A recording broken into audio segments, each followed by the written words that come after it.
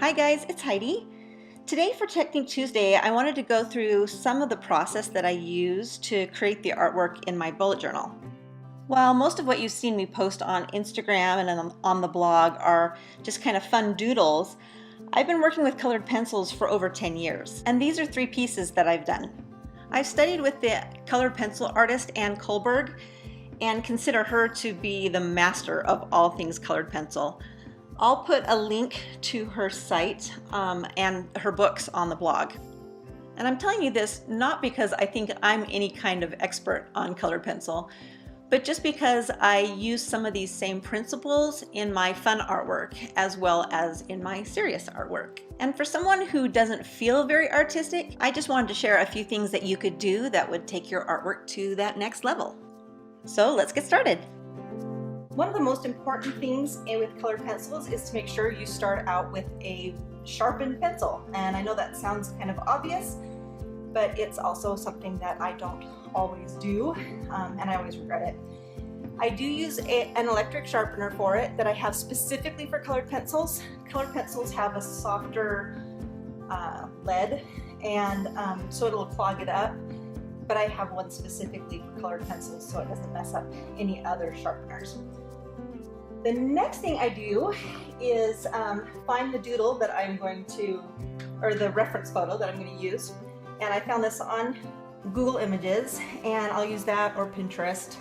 I like this one because I just thought it looked kind of like a sandcastle that you'd build at the beach with buckets, and, a real one, not a fancy kind. So I'm going to set that so I can see it.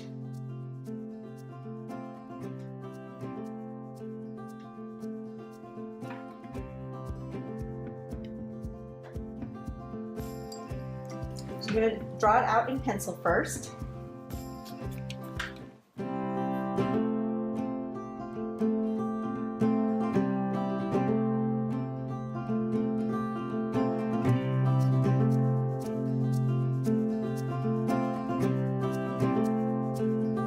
And I'm going to use my eraser to go back through it, fix some of the little out originally. I'm just going to pencil those in softly.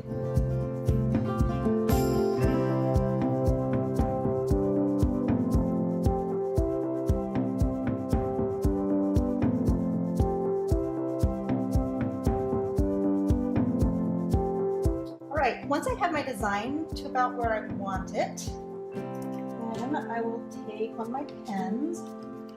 For this, I've been using the Pigma Micron 01 point, which is a 0.25 millimeter.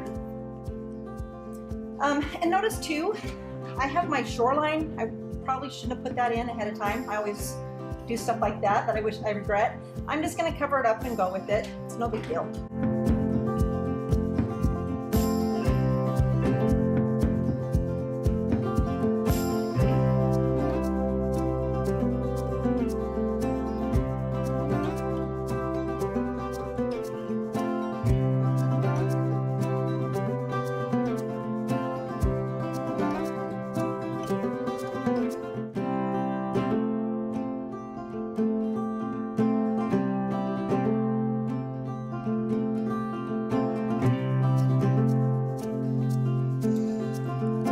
So after I'm done inking the whole thing, I'm going to take my kneaded eraser and I'm going to erase with it. This is one of my favorite tools for this.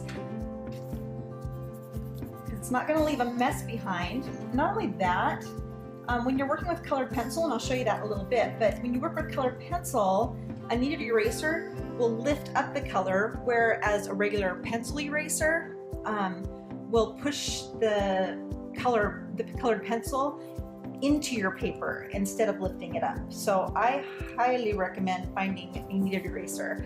And they're pretty easy to find. You probably have seen them before and you haven't even noticed it. They're just right in the colored pencil aisle, kind of your fine art aisle at Michael's or your hobby stores. So there's that. Got that line going through it. I hate it, but we're just gonna keep going with it. All right. So the next thing, I'm gonna use my lightest pencil. I'm just going to color the whole thing in, and using really fine stroke pencil strokes going all the same direction. Color the whole thing. Anything that's sand, I'm going to color this tan. I'm going to color it super light. This is just my first layer of color. Super light. See, you can see here too. I had the line go through my sailboat, but you can't see it there so much. This you can, but we'll try to cover it up as much as possible as we go.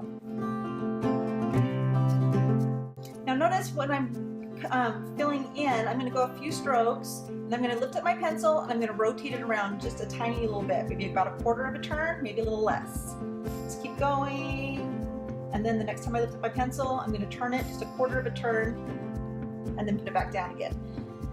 And that helps keep you working with a little bit of a sharper edge.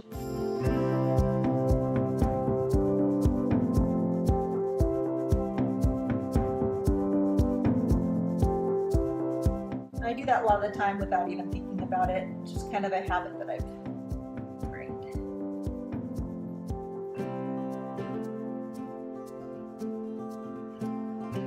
Coming back through. Now see this top layer, I kind of went a little bit too heavy on there.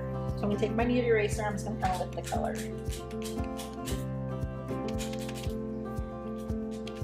Any areas I feel like I've gone a little too heavy. I'm going to go back over the areas that I feel like need to be filled in with color. Like have a little bit of white spots left in there. Go back through and color those in. All right, then I'm going to do a second layer. Just another same light touch, but I'm just going to do a second layer on anything that will be darker. So right through here.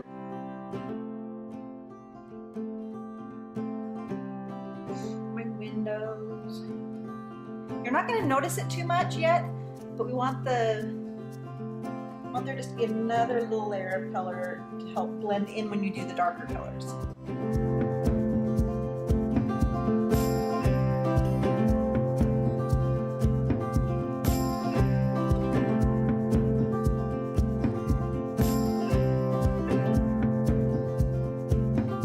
Okay, now I'm going to take my next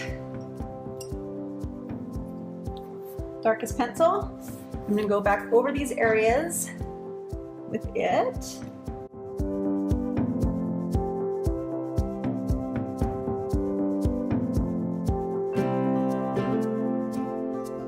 I'm still using a very, very light touch, light stroke, but you can start seeing it fill in a little bit more.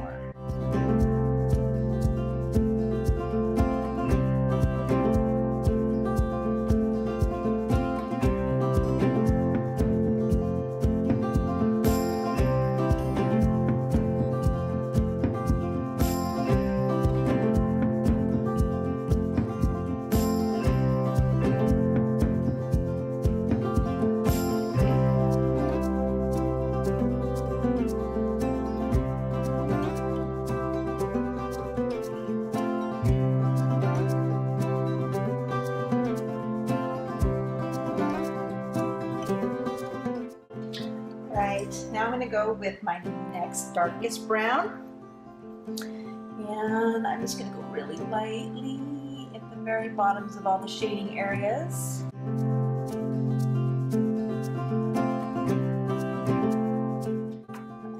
as I'm going, I can see areas that I've missed. Need to fill in a little more.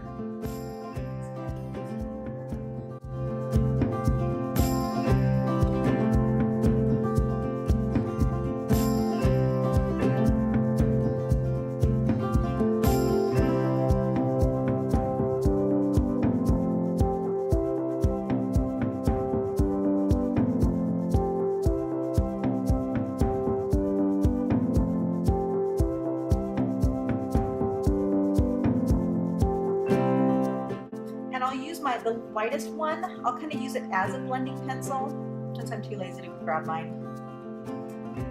I'll kind of use it as a blending tool, blending pencil, and just kind of go over the darker areas to kind of blend everything in. Let's darken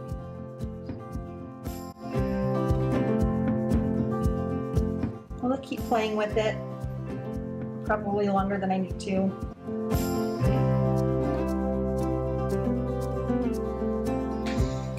Then I'll go back through with a very dark brown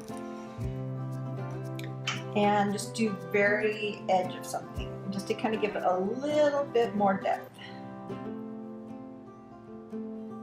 I'll hardly even use it.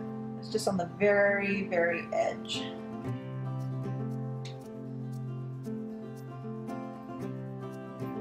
You don't want to use too much of this, especially in something that's this light. It's supposed to be this light.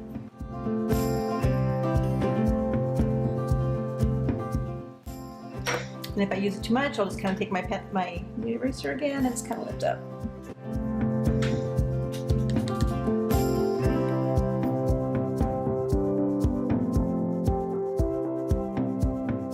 Okay, I'm going to add some color now. I'm going to do the flags. And again, starting with my very lightest color that I'm going to use. I'm not sure how much this pink will actually show through when I'm totally done, but we'll see. I'm still undecided what color to make those poles. I'll probably do brown, but we'll see. Okay, so there's my pink. Add some magenta to darken it.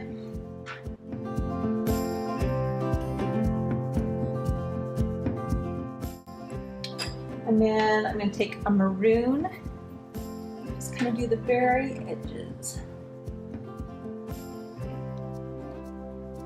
I want dark and shaded.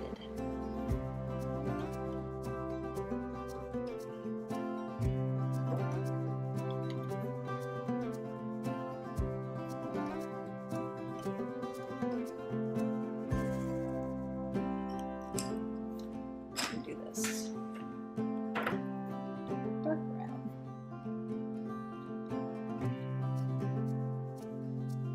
Okay, so for the last thing that we're going to do, I'm going to just kind of put in some dots with my pen, just to kind of replicate the sand. So I'm just going to kind of, using my 0.1 point, which is 0.25. So I'm just going to kind of put in some dots.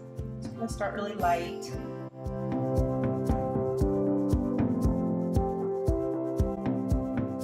Kind of going thicker with the dots in the areas that I want the shading also.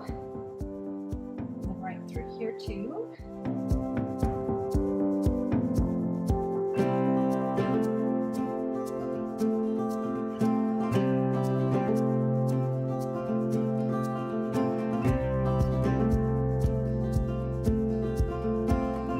The dots don't have to be perfect. In fact, more random, better.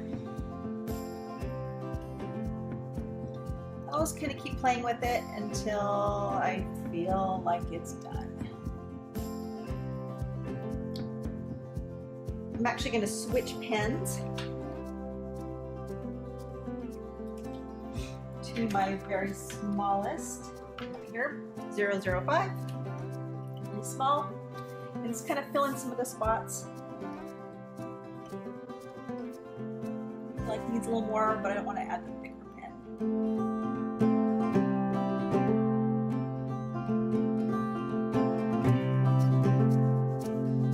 And usually I would fill in the sand around, but I want to leave the space open to put other stuff in there. So for right now, I'm not going to. So here's the final result. Hope that was helpful.